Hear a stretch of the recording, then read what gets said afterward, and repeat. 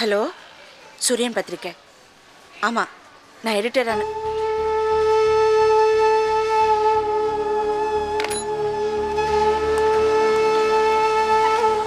அண்ணே வாங்கண்ணே, உள்ள வாங்க. வாங்கண்ணே, வாங்க, உட்காருங்க உட்காருங்க. இந்தோ மனோஜ் சார், சாந்தாராம் சார், இங்க வாங்க.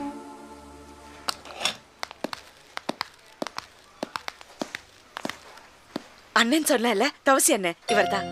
வணக்கம் சார். வணக்கம். ஹலோ சார், மேடம் உங்களை பற்றி ரொம்ப சொல்லிருக்காங்க. ஏதாவது சாப்பிட்றீங்களா? பரவாயில்லைங்க. சூடா ஹார்லிக்ஸ் சாப்பிடுங்க சார். களைப்பா இருக்கீங்க. நீங்கள் சாப்பிட்டே ஆகணும் ப்ளீஸ். அதெல்லாம் ஒன்றும் வேண்டாம். ஏதாவது சாப்பிடுங்க அண்ணே. வேண்டாம்மா.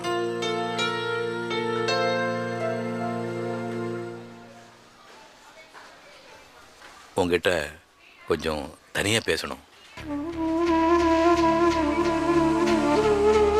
வாங்க அண்ணே.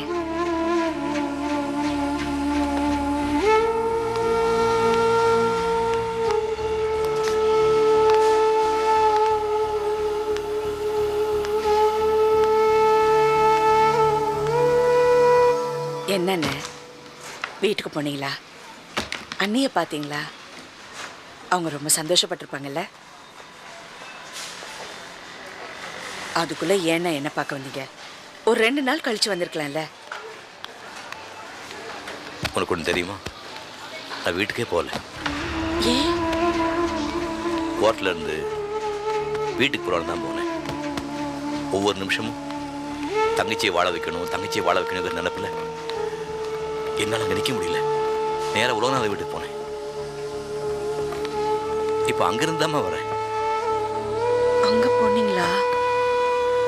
என்ன சொன்னாங்க? சொல்லுங்க.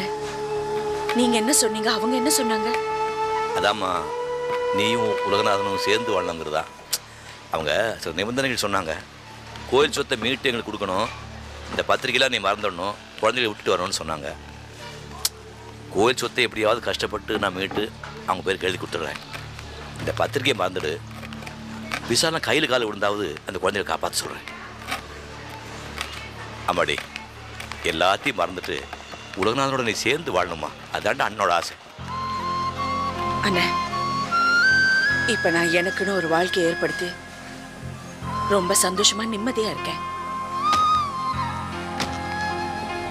அவருக்கும் எனக்கு உள்ள உறவு முறிஞ்சு போன கதை, அது திரும்பி ஒண்ணு சேராது. நீங்க உங்க வாழ்க்கையை பாருங்க. அம்மாடி, புருஷன் முண்டாட்டி உறவுங்கிறது அவ்வளோ சீக்கிரத்தில் வெட்டி விடக்கூடியதா? காலாகாலத்துக்கும் தொடர வேண்டியது இல்லையா? நீ ஒண்டி கட்டியா வாடுறதுக்காகவா அன்னை இவ்வளோ கஷ்டப்பட்டேன்? அன்னைக்கு தூணை சுற்றிக்கிட்டு பூவர் செம்பு பூத்தாச்சின்னு பாடினியே, அந்த அண்ணாமலையா நீ? பிரம்மாண்டமாக வாழ்ந்திருக்கேன், சந்தோஷம்தான். ஆனால் ஒரு பொண்ணு புருஷனை பிரிஞ்சு வாழ முடியாதுமா. சமுதாயம் ஒத்துக்காது. விதவையாயிட்டா கூட பரவாயில்ல, உண்மையில அனுதாபப்படுவாங்க. புருஷன் உயிரோடு இருந்து அவரை பிரிஞ்சு வாழ்ந்தா 10 பேர் 10 விதமாக பேசுவாங்கம்மா. நான் உன் அண்ணன், உன்னை வளர்த்தவன், உன் காலை பிடிச்சி கெஞ்சி கேட்டுக்கிறேன். எல்லாத்தையும் மறந்துட்டு உலகநாதனுடனே சேர்ந்து வாழண்டா.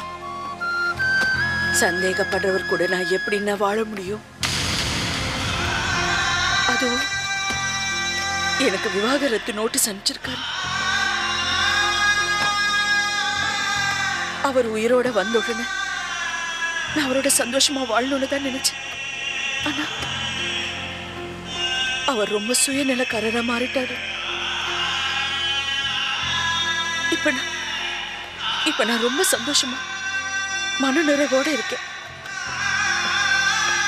நான் அவரோட வாழ்ந்த கொஞ்ச நாளை விட இப்ப இந்த பசங்களோட ஒரு 3 மாசம் இருந்தேன் பாருங்க. இப்பதான் என் பிறப்புக்கு அர்த்தம் என்னன்னு புரிஞ்சுதுன்னு. நான் அவரோட வாழ்ந்திருந்தா நான் எனக்காக வாழ்ந்திருப்பேன். ஆனா இப்ப இந்த பத்திரிக்கைக்காகவும் அந்த 3 பசங்களுக்காகவும் வாழ்ந்துட்டு இருக்கேன். என்னை விட்டுடுங்க. நீங்க உங்க வாழ்க்கைய பாருங்க, அண்ணிய பாருங்க, உங்க குழந்தைய பாருங்க, வாழ்க்கையில எப்படி முன்னேறணும்னு பாருங்க. அந்த கோயில் சொத்தை எப்படி மீட்டுறதுன்னு பாருங்க. கடன் எல்லாம் அடைக்கணும்.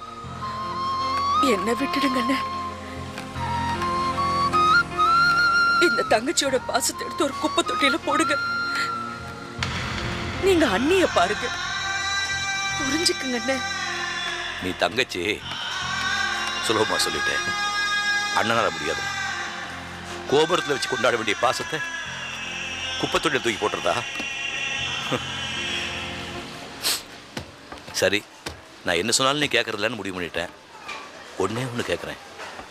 இவ்வளோ நாள் தான் இப்போ உயிரோடு இருக்கேன்ல, இந்த குளத்தில் உன்னை என்னால் பார்க்க முடியல. நெத்தி நிறைய குங்குமம் போட்டு வச்சுக்க. அதையாவது அண்ணனுக்காக செய். நீங்க தானே சொன்னீங்க விதவையா இருந்தா பரிதாபப்படுவாங்கன்னு. அந்த பரிதாபம் இப்ப எனக்கு போதும்.